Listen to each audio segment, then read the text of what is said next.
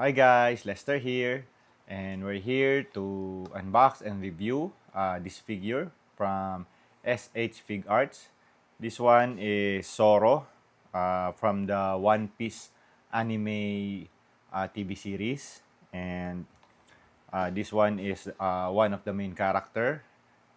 His buddies with Luffy, Monkey D. Luffy. He's the one that is good with the katanas. So you can see he got facial expression, and this one comes with the bonus facial expression of Luffy. So if you have the Luffy figure, you can use that because it doesn't come with your Luffy figure. So you have a bonus facial expression of Luffy here. So let's open the box. There.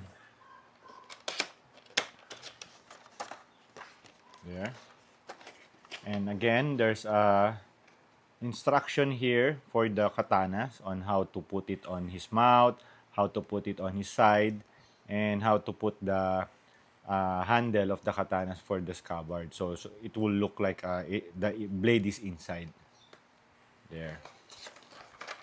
So let's take him out. There he is. He got uh, three katanas, and there the katanas inside the scabbard. You know. So there's the Luffy face. That's one is not for his.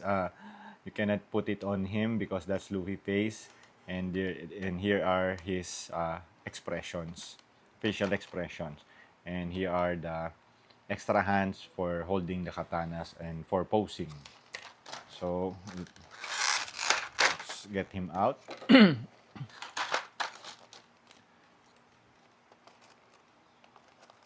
By the way, guys, this Zoro is it's an action figure. You notice that the name of Zoro, Rorona Zoro, there's a Romance Dawn under it. It means it's series. It's the Romance Dawn series or the season. So you might want to pair it up with the Luffy, Romance Dawn also, and also the Nami. You might buy the other series, so it won't be the same with this figure. So you need to buy it with the Romance Dawn series. So you can pair it, and also you can use the extra Luffy face. So now let's look at the articulation of Zoro. So you can turn his head, also his torso. You can twist his body, also his shoulders. You can move his shoulders, his elbows, there, and also his leg.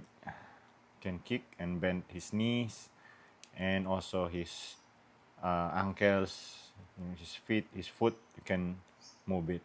So it's up to you on what pose you want to do to him. And also the bandana, this one, you can remove or you can uh, put it on him. It's up to you if on how you what on how you pose it, because if you put the head with the bandana, you need to remove this because that is bandana. So now for his swords, here are his sword with the scabbard. So you're going to put it on his side here. So it will be like that. There. See? But if you're going to use the one with the blade, you need to remove the handles. So it will look like he got his sword out from the scabbard, like that. There, like that. Then you put his holding hand, so you can put his sword. And also, you need his face, so you can put the other sword on his mouth, just like this.